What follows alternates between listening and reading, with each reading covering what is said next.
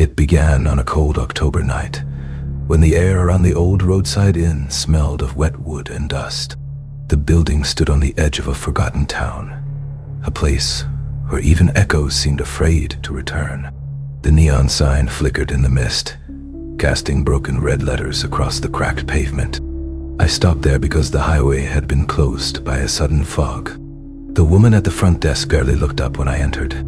Her skin was pale, her eyes the color of iron. She handed me a single brass key and said quietly, "Room 19, don't open the window, no matter what you hear." Her voice trembled on the last word, as if she had said it too many times before. I tried to smile, to make a joke, but she only turned away and disappeared through a door behind the counter. The hallway stretched much longer than it should have. The carpet muffled my steps, but I could hear the building breathe, slow and uneven. Room numbers passed in a blur. 15, 16, 17. The walls felt damp, as if the fog outside had already found its way in. When I reached the end, the number 19 was written on the door in fresh paint, the digits uneven and still glistening. I unlocked it and stepped inside. The room was colder than the corridor. The wallpaper was peeling, and a faint hum filled the air, not from the light, not from the heater, but from somewhere beneath the floorboards. I placed my bag down and sat on the bed. The mattress exhaled a cloud of dust. Outside, the fog pressed against the window like a heavy breathing thing. I remembered the woman's words. "Don't open it." At first, I thought the sound was wind, a soft scrape, like fingers brushing against glass. Then came a whisper, faint but clear. "Hello." I froze. It was a man's voice, muffled, coming from outside the window. I stepped closer, drawn by fear and curiosity. "Can you hear me?" the voice said again.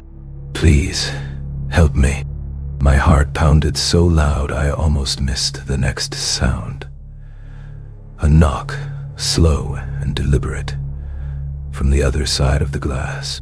3 times. I wanted to run, but my feet wouldn't move. The fog outside began to twist, forming shapes that almost looked human. I could see a face now, or the idea of one, pressed against the window pane. I whispered, "Who are you?" The answer came instantly. "I used to stay here too." The words sank into my stomach like a stone. The glass began to rattle.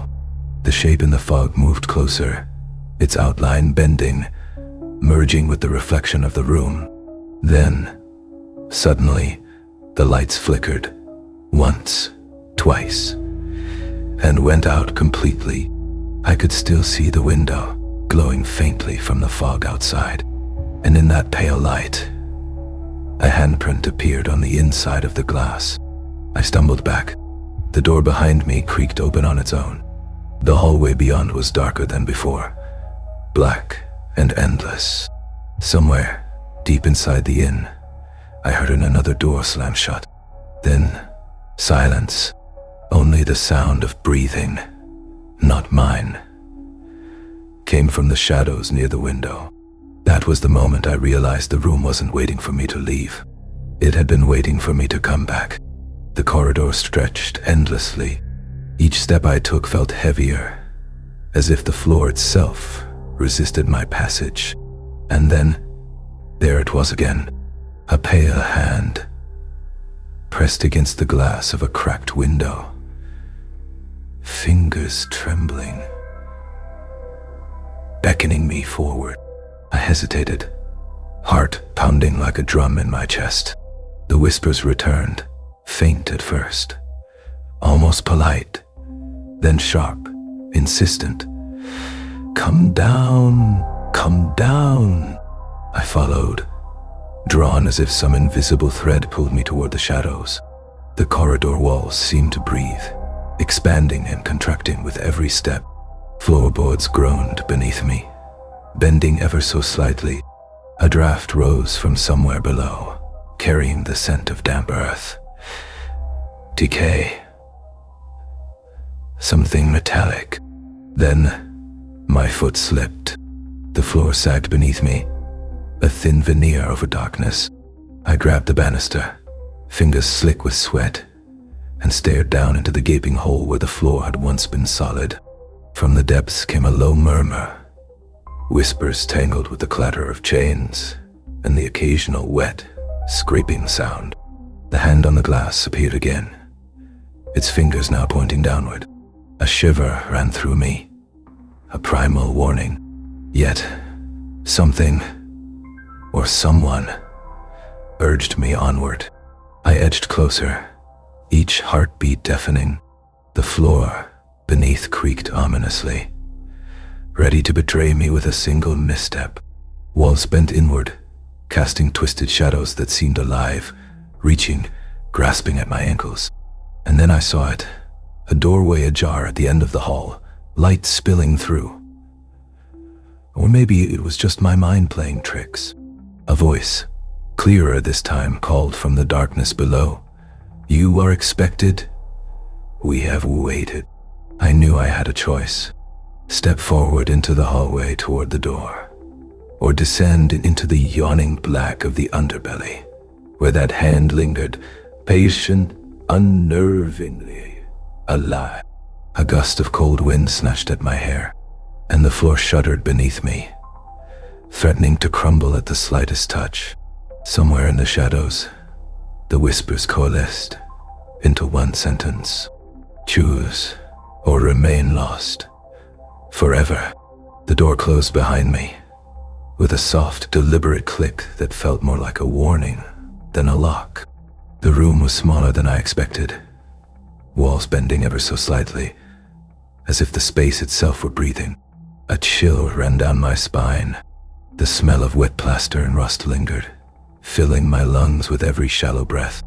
In the far corner, a mirror leaned against the wall, its surface darkened and rippling like liquid. I approached cautiously, my footsteps muted by the thick carpet that seemed to swallow sound. The reflection, it wasn't me. Eyes hollow, mouth twisted into something I hoped was imagination. It mimicked me, but with intention, with malice. I stumbled back, heart hammering against my ribs. The air thickened, each breath tasting like iron and decay. A whisper slithered across the room. "You came, finally." I spun, searching the shadows, but the corners were empty. Or so they seemed. Something moved behind the mirror, a subtle shift, almost a pulse, as if the glass itself were alive. I reached out, trembling. My fingers brushed the surface, and it rippled, not like glass, but like water. A hand, my hand, emerged from the reflection, beckoning. The room distorted. Floorboards stretched impossibly, walls bent inwards, and the air sang with a low, resonant hum that vibrated through my bones. I wanted to pull back, to flee, but something compelled me forward. The hand moved closer, inviting, demanding, and the reflection's eyes bore into mine with a knowledge I did not want to possess. A sudden gust of cold air made the candles flare, casting shadows that danced like creatures across the walls. Whispers multiplied, overlapping, indistinct. Join. See. Become. I stumbled, knocking a chair over. It hit the floor with a thud that echoed unnaturally, stretching far longer than it should have. And then, silence. The mirror was empty, but the handprints remained. Wet, cold, and perfectly my own. And in the corner, a door I hadn't noticed before, slightly ajar, dark beyond imagination. I knew I had no choice. I stepped forward, and the darkness welcomed me. The door groaned as I pushed it open, the darkness beyond swallowing the faint light from the room behind me. A cold, damp smell hit me immediately. Earth, mildew, something rotting beneath the surface. My hand grazed the wall. It was slick, almost pulsating, like a living membrane. The hallway ahead was narrow, twisted. Walls leaning inward, breathing softly with the rhythm of something alive. Shadows danced unnaturally, coiling toward me, curling at my feet. I heard a scratching, slow at first, then faster, coming from the ceiling, from behind the walls, everywhere. A faint red glow appeared at the end of the hall. I approached cautiously, and the air thickened, pressing against my lungs. There, hovering in the glow, was a large metallic frame. A mirror but jagged, rusted edges, pulsing faintly. I peered in, and my reflection was wrong. It smiled, slowly, maliciously. I didn't move, frozen by the unnatural grin. The way its eyes followed me, calculating, patient. Then, without warning, the reflection's hand reached out, through the glass, smashing into reality. The sound of shattering glass echoed, but there was no break in the mirror. A clawed hand emerged, long, skeletal, dragging black mist behind it. I stumbled back, hitting a wall. My shoulder met the cold, slick surface, and the hallway seemed to stretch and twist, trapping me. The whispers returned, frantic now, layered. Stay. Forever. Join.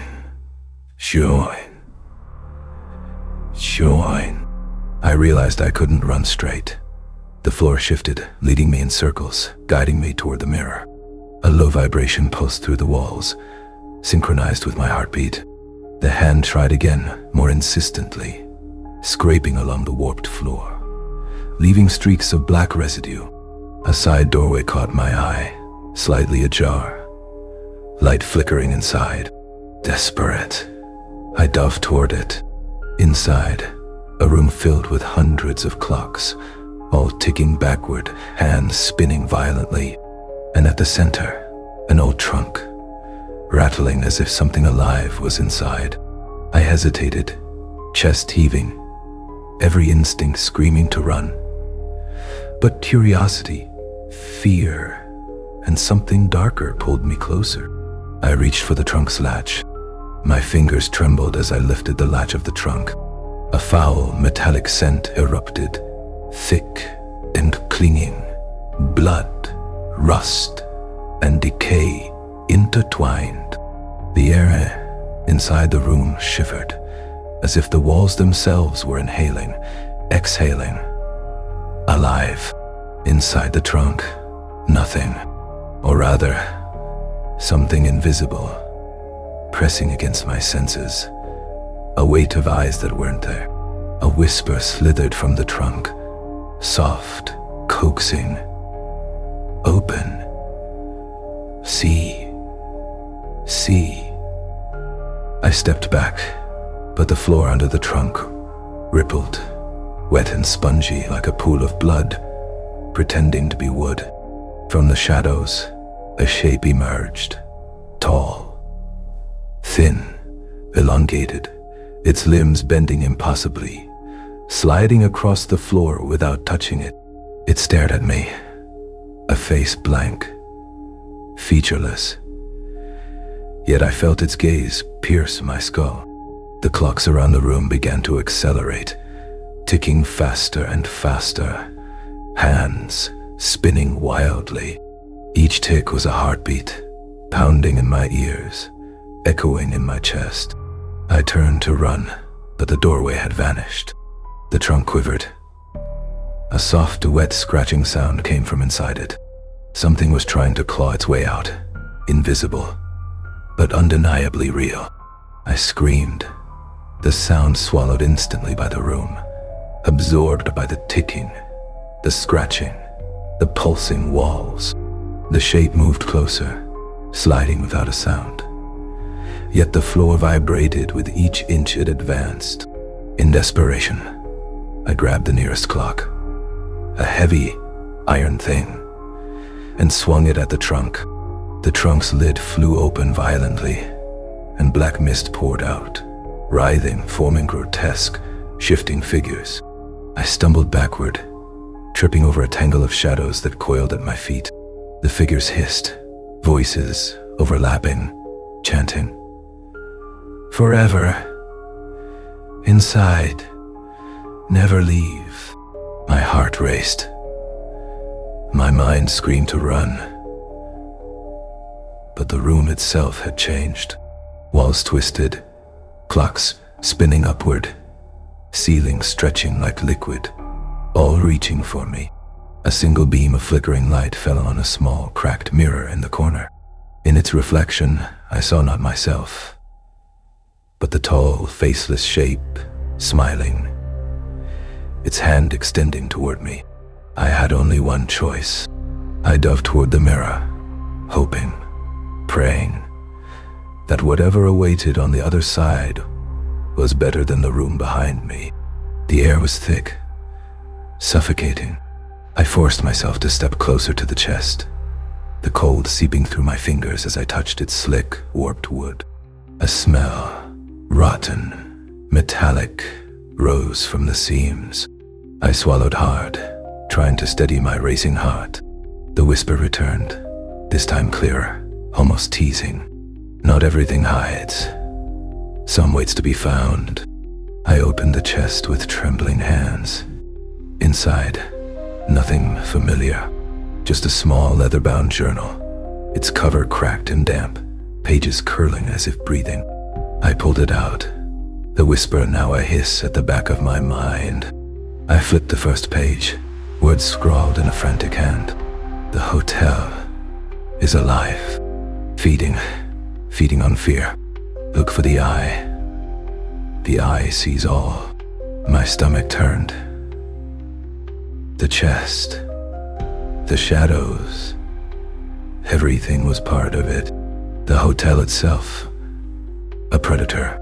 I dropped the journal, but the whisper grew louder, almost a roar in my ears. "You feel it, don't you? The pull, the need to stay, to watch." A sudden scrape echoed from the corner, metal against stone. I turned sharply, nothing visible, only the floor, slick and pulsating, like the chest itself had emptied into the hotel. The walls seemed to breathe, contracting and expanding, shadows writhing. I knew I had to move, but my eyes fell on a small, round mirror lying on the chest. I glimpsed myself, distorted, pale, and behind me, a flicker. The figure from the corner, hunched, impossible, watching. I grabbed the journal. If this hotel was alive, if it fed on fear, then I needed to understand it. The eye sees all, and somewhere inside this nightmare, the next step awaited. I took a deep breath. The chest slammed shut behind me with a deafening crack. I stumbled back, my mind spinning, but the journal's warning burned into my thoughts. The hotel was awake, and I had become part of its game. The corridors shifted as I moved, walls breathing, shadows curling in unnatural angles. The journal clutched to my chest, damp pages sticking to my fingers.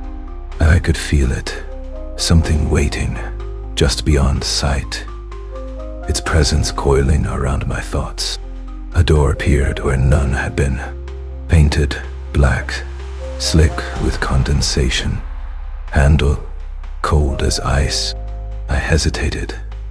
The whisper slithered through the air. "Open, or remain unseen forever." I turned the handle. The door groaned, revealing a room swallowed in shadow. The floor squelched beneath my boots, thick like wet earth. And then I saw it, an eye, enormous, pulsating, embedded in the far wall. It watched, unblinking, and the journal trembled in my hands, pages flipping on their own. I read aloud, voice shaking. The eye knows. The eye judges. The eye feeds. The shadows in the corners thickened, moving closer, but never touching. A figure emerged, crouched, warped, not human. It tilted its head, as if curious, sniffing the fear radiating from me. I stumbled backward. The eye followed every movement, every breath. A low hum filled the room, vibrating through my bones. And I understood. The journal was a key, the eye a lock, and the hotel a cage. I had to act. I dropped the journal deliberately, drawing the figure's attention. It lunged, shadow spilling like liquid, but I dove through a gap in the darkness. The room behind me twisted, walls stretching, the eye widening, following. I ran, boots splashing in the spongy floor, breath ragged, every corner a potential trap, every shadow a predator. But now I had a direction. The eye had revealed a path, and the journal whispered guidance. Somewhere deeper, answers waited, and I had to survive long enough to read them. The hotel watched, and I had finally seen it. I fled the room of the eye, heart hammering. Its gaze followed me, unblinking, a weight pressing on my spine. The path ahead, revealed by the eye itself, twisted impossibly. Yet I ran. I stumbled into a space that should have been a hotel lobby, but the ceiling hung inverted, chandeliers dripping upward, carpet folding like waves. Every step echoed, but the echoes returned, distorted, mocking me. Old artifacts crowded the room, keys with faded tags, suitcases cracked and leaking shadows, photographs yellowed with age. I moved among them, hands shaking, searching for something. Then I saw it, a photograph pinned to a warped bulletin board. Emily, my reflection, in room 19, and the hand reaching out from the darkness.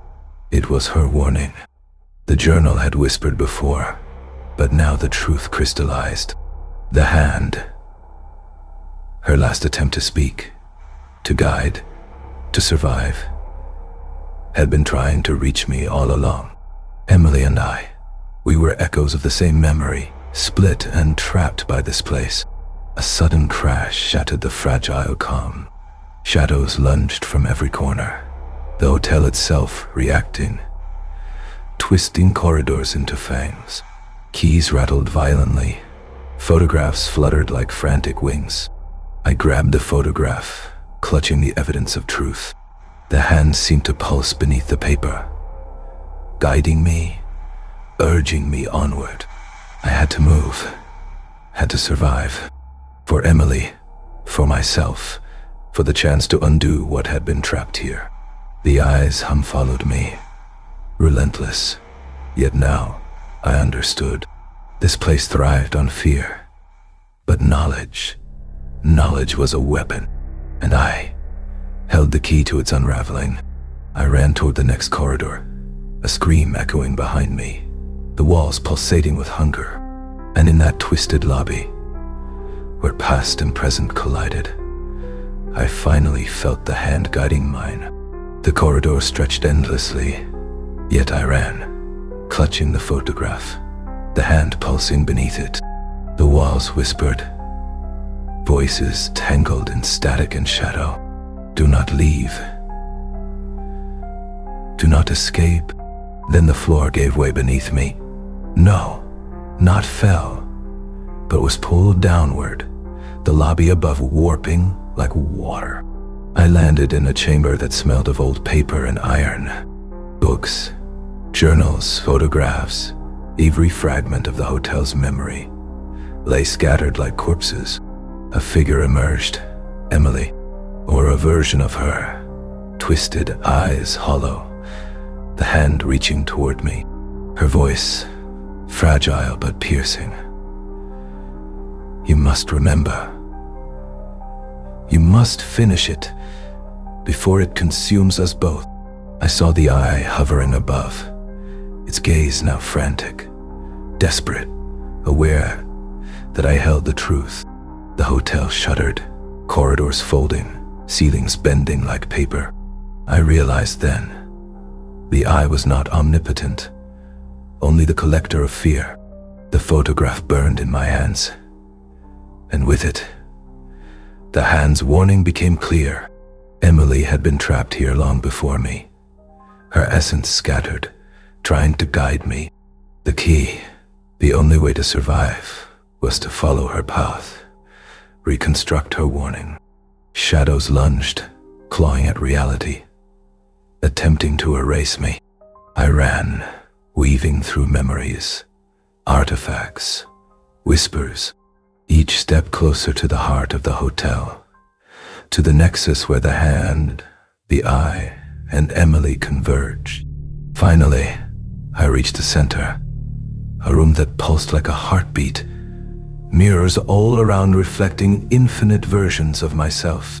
The eye hovered, the hand emerged from the photograph, reaching out. Emily's voice echoed, strong, commanding. Take it. Take the truth. End this nightmare. I stepped forward, and the shadows screamed. The walls twisted, the hotel roared, but the hand guided me, steady, unwavering. And for the first time, I understood.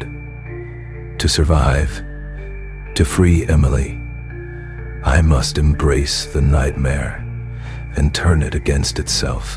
The room contracted around me. The eye lunged. I gripped the photograph, felt the hand's pulse merge with mine, and then silence. Silence pressed against my ears. The hotel held its breath. The mirrors in the nexus shimmered, reflecting not me, but Emily, her face fractured across 1,000 shards. The hand pulsed in my palm, warm, insistent. A heartbeat out of time. I understood now. The eye was nothing but a watcher, hungry for fear, powerless without me, without the key I carried. Emily's essence intertwined with mine. Her warning became my resolve. The shadows surged, clawing, whispering, promising oblivion. I did not flee. I did not falter. I followed the pulse, the rhythm of the hand, through the room of mirrors. Each reflection shattered as I passed, dissolving the eye's dominion. The hand stretched from the photograph, engulfing the eye, twisting its gaze inward, trapping its hunger within itself. The hotel screamed, walls folding, ceilings splitting, memories burning into nothing. And then, calm. The nexus stood empty, mirrors clear. The shadows vanished like smoke in wind. Emily's voice whispered, soft, fatting. Thank you. You have ended it. But remember, I was alone now, yet not alone. The hand rested, inert. The photograph cold, a relic of the nightmare that had almost consumed me. The corridors of the hotel no longer twisted. They led outward, to a world untouched. Silent, waiting, I stepped forward, the nexus dissolving behind me, leaving only memory and the echo of a warning. Faint but clear. Never forget, some doors are meant to be closed, forever.